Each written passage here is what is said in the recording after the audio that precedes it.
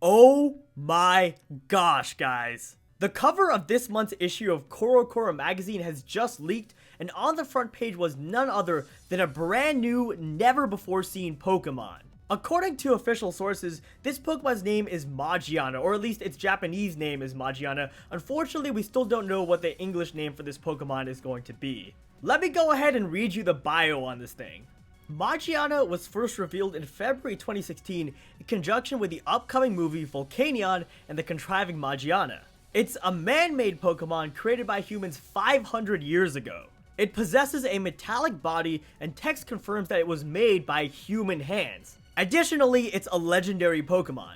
Okay, so the first thing I want to point out is that this thing is of course man-made, which led to tons of theories that both it and Volcanion were perhaps created by Team Flare. I'll link a specific video discussing the Volcanion portion of this theory down below in case you guys want to learn more about it.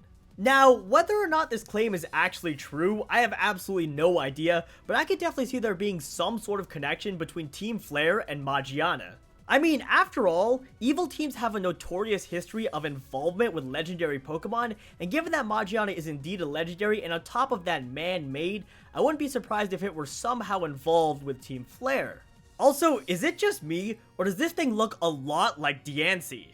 If you'll allow me to share my own little theory here, what I think is that Magiana was created because somebody out there, Team Flare or other, wanted to make a superior version of Diancie.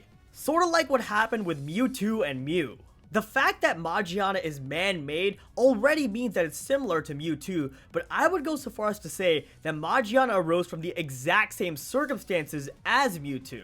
We all know that Mewtwo was made by scientists tampering with the DNA of a pregnant Mew, so what if Magiana was made by tampering with the DNA of a Diancie?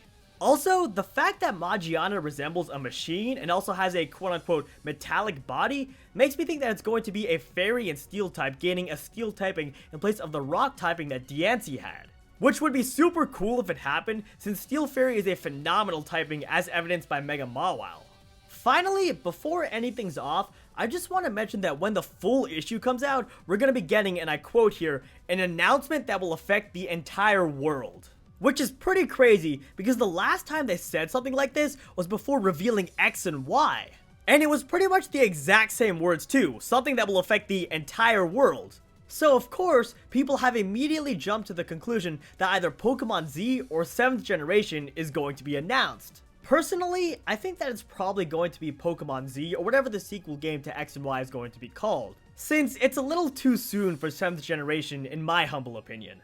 And I also think that all the stuff I mentioned earlier with regards to Diancie and its connection to Magiana would be perfect material for the plot of Pokemon Z. I will say, however, that there have been a lot of new Pokemon since X and Y, which makes me think that there's still an outside chance that it is actually 7th generation.